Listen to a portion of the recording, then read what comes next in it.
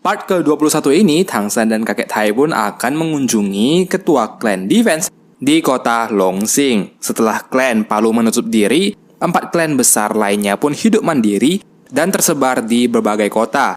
Klan defense akhirnya berakhir di kota Longsing, di wilayah kekuasaan kerajaan Xingluo. Sebelum pergi, kakek Tai sempat mengingatkan kalau klan defense dan lainnya masih sangat sakit hati karena perbuatan Tang Hao dulu. Ia pun meminta Tang San agar berhati-hati dan tidak memaksakan untuk mengajak mereka masuk ke klan. Mereka pun akhirnya memulai perjalanan. Tai Long dan Phoenix juga ikut menemani Tang San. Di tengah perjalanan, Tang San membahas perkembangan klan selanjutnya. Ia bertanya apakah ada orang yang ahli dalam bidang pengecoran, sekelompok pandai besi yang sangat handal, yang bisa dipercaya. Kakek Tai pun tertawa mendengar hal tersebut. Karena klan Power sendiri ternyata adalah ahlinya dalam bidang pengecoran. Setiap klan memiliki keahliannya masing-masing. Seperti klan Defense sangat ahli dalam membuat rumah yang kokoh. Sedangkan Speed Clan ahli dalam pengintaian. Dan Breaking Clan ahli dalam membuat ramuan-ramuan penambah energi. Serangan mereka juga sangat kuat. Power Clan sendiri adalah orang-orang yang ahli dalam bidang pengecoran. Seperti membuat pedang, memanaskan besi, dan lain-lain. Kakek Tai pun bertanya apa yang Tang San butuhkan. Tang San bercerita tentang rencananya membuat senjata-senjata legendaris. Ia pun menunjukkan panah crossbow-nya. Mereka berbicara detail panah crossbow sampai malam hari. Kakek Tai sangat terpukau setelah membongkar material panah crossbow tersebut. Ia merasa senjatanya sungguh luar biasa. Tang San pun menyerahkan pembuatan massal panah crossbow ini kepada Power Clan nanti. Sebelumnya, Tang San juga sudah membuat kesepakatan dengan klan Ubin Pagoda. Klan Ubin Pagoda pun akan menjadi sumber pendanaan modalnya. Sebagai ganti, mereka akan mendapatkan beberapa panah crossbow secara gratis. Setelah hal tersebut, Tang San berkata kalau dengan kondisi mereka sekarang ini, mereka bisa lagi membuat beberapa senjata. Senjata yang bahkan bisa mengancam nyawa Spirit Master level 70. Semua orang pun sangat terkejut. Senjata tersebut dinamakan kipas bulu merah. Kipas bulu merah sangatlah indah dalam bentuk fisik, namun sangatlah mematikan. Setelah ditembakkan, nantinya ada 365 peluru yang menyerang lawan. Ada yang beracun, ada yang meledak, ada yang peluru paling tajam yang membunuh lawan secara instan. Senjata ini adalah senjata terkuat nomor 3 dari peninggalan Sekte Tang Men yang dulu. Kakek Tai pun sangat bersemangat tentang senjata-senjata rahasia ini. Mereka berbicara senjata tersebut hingga tengah malam. Sampai-sampai Tai Long yang sudah kelelahan pun mengajak kakeknya untuk beristirahat. Namun karena saking bersemangatnya, Kakek Tai pun membahas senjata rahasia sampai tengah malam. Hingga akhirnya esok hari mereka melanjutkan perjalanan ke kota Longsing. Mereka masih membahas senjata-senjata rahasia. Kakek Tai bertanya dari mana Tang San tahu senjata rahasia ini. Tang San tetap dengan jawaban yang sama dan hanya berkata dari buku-buku kuno yang sudah sangat langka. Tadinya Tang San juga sempat berkata ada suatu item yang kurang untuk membuat kipas bulu merah. Kakek Tai pun bertanya apa item tersebut. Tang San tak bisa menjelaskan benda tersebut. Ia seperti besi murni yang apabila dibuat pedang bisa menembus besi-besi biasa. Kakek Tai pun langsung paham tentang besi hitam. Besi hitam sangatlah susah dicari. Mereka harus pergi ke kota Kengsin baru bisa menemukannya. Di sana adalah tempat pengecoran nomor 1 di dunia, pusat asosiasi pandai besi. Seluruh pandai-pandai besi hebat di dunia ini mencari logam-logam langka di kota Kengsin. Dan untuk urutan senjata rahasia nomor 1 dan 2 terhebat di dunia, Tang San juga menceritakan senjata Buddha Fury Lotus dan juga Torrential Pearl Blossom. Buddha Fury Lotus adalah senjata yang paling kuat. Bahkan bisa membunuh seorang Tuolo sekaligus. Serangannya bersifat area. Sedangkan Torrential Pearl Blossom bersifat tunggal. Dalam arti hanya menyerang satu lawan saja.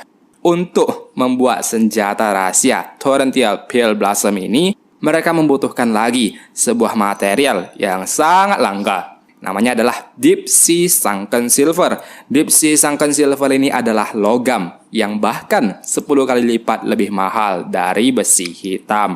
Tang San pun akan pergi ke kota Kengsin untuk mencari benda tersebut. Di sisi lain, di Clan Defense, orang-orang dari Istana Wuhun mulai mencari masalah. Mereka mengirim surat untuk mengajak Clan Defense bergabung ke Istana Wuhun. Apabila tidak, pastinya mereka akan diserang.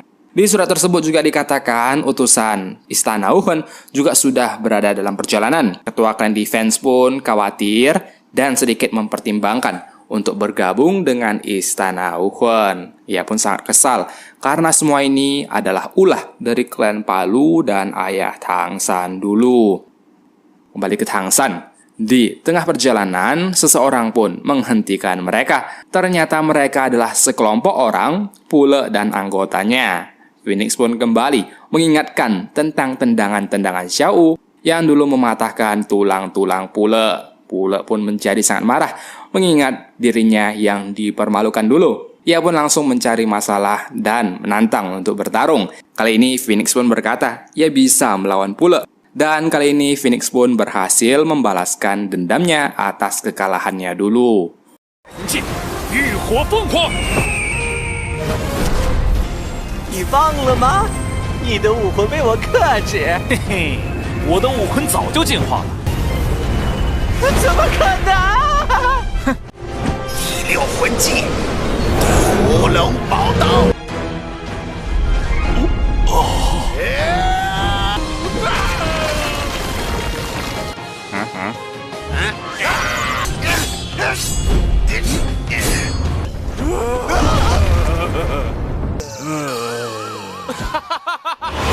可恶，笑死了！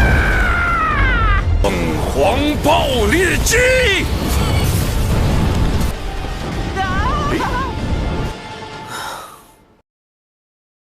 Pule dan kawan-kawan pun berhasil dikalahkan. Sepertinya skin ini hanya untuk mengakhiri cerita dari karakter Pule dan kawan-kawannya di sequel Soul Land. Karena sudah tak ada halangan lagi, mereka pun melanjutkan perjalanan sampai akhirnya tiba di kota Longsing, kota yang indah di wilayah kerajaan Xingluo. Bahkan sebelum dipanggil, ketua klan Defense sudah muncul. Kakek Tai memanggilnya Lao Xing Niu. Mereka pun sangat akrab. Saking akrabnya sampai kakek Niu sudah mempersiapkan puluhan botol anggur untuk berpesta malam ini. Tai Long juga memberikan hormatnya kepada kakek Niu. Kakek Niu malah berkata kalau Tai Long lebih gemuk dari ayahnya. Bahkan ia berkata Tai Niu itu masih terlalu kurus. Padahal menurut Tang San, badannya itu sudah sangat besar. Beberapa saat kemudian, mereka pun masuk ke ruangan. Kakek Niu terus bertanya siapakah Tang San dan juga Phoenix. Beberapa kali kakek Tai pun terus mengelak. Namun akhirnya karena tak bisa terus menghindar, Tang San sendiri pun memperkenalkan dirinya. Kakek Niu langsung marah.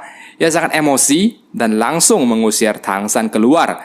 Kericuhan pun sempat terjadi. Kakek Tai jadi bertengkar dengan kakek Niu. Sampai-sampai kakek Tai pun berkata tak akan menghadiri reuni kali ini lagi. Namun akhirnya Tang San hadir menangani masalah tersebut. Ia pun menahan serangan dari kakek Niu. 啊！滚！你给我滚！让我自己来处理吧。竟能抵挡住我的威压，不愧是唐昊的儿子。 Kakek Niu langsung menantang Tang San. Dan apabila menang, maka Tang San boleh tinggal di sini. Sekaligus kakek Niu juga akan melupakan dendamnya atas klan Palu. Tang San pun menerima tantangan tersebut. Kakek Tai pun sangat lega karena merasa bahwa hari ini tak akan pergi dari klan Defense. Melihat kakek Tai yang begitu memuji Tang San, kakek Niu pun semakin berhati-hati untuk melawan Tang San. Tantangan kali ini adalah untuk bertahan di lingkaran api dalam batas waktu 1 dupa. Peraturannya, mereka tidak boleh menggunakan Martial Soul sama sekali. Hanya menggunakan kekuatan pukulan roh saja. Kakek Niu pun menerima tantangan tersebut. Tanpa panjang lebar, pertarungan pun dimulai. 比赛开始，前辈小心！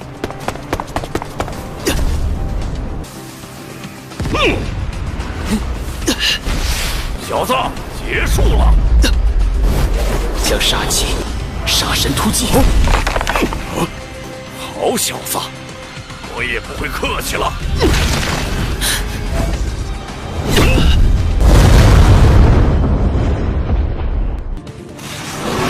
蓝银领域，杀神领域，开！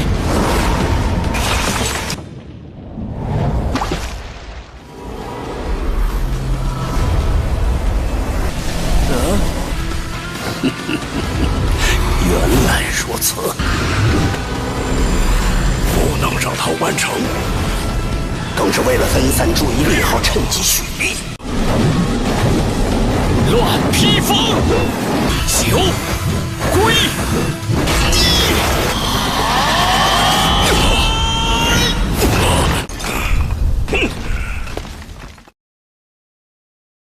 Ya, kakek New pun segera mengakui kekalahannya dan juga merelakan apa yang sudah terjadi di klan Palu dulu. Sebenarnya kakek Tai juga berkata kalau mereka mendirikan sebuah klan bernama klan Tangmen. Mereka pun mengajak kakek New untuk bergabung. Namun sebelum memberikan jawaban, ternyata orang-orang dari Istana Wuhan sudah datang. Kali ini ada Hu Yanchen dan pasukannya yang datang. Hu Yanchen yang dulu pernah kita bahas di turnamen antar akademi. Ia adalah seorang tuolok paling kuat, ayah dari Ali dari klan Gajah Mamut. Mereka pun mencari masalah setelah kakek New menolak untuk bergabung dengan Istana Wuhan. Hu Yanchen pun langsung mengeluarkan Martial Soul Gajah Mamutnya dan menyerang kakek New dan yang lain. Kakek Tai pun membantu dengan kekuatan energi orang hutannya. Mereka pun melagakan kekuatan satu sama lain. Tang San dan yang lain juga mengeluarkan tenaganya untuk menahan serangan tersebut. Bagaimanakah kelanjutan cerita Soul Land kali ini? Kita akan bahas di video selanjutnya ya. Jangan lupa di subscribe untuk notif berikutnya.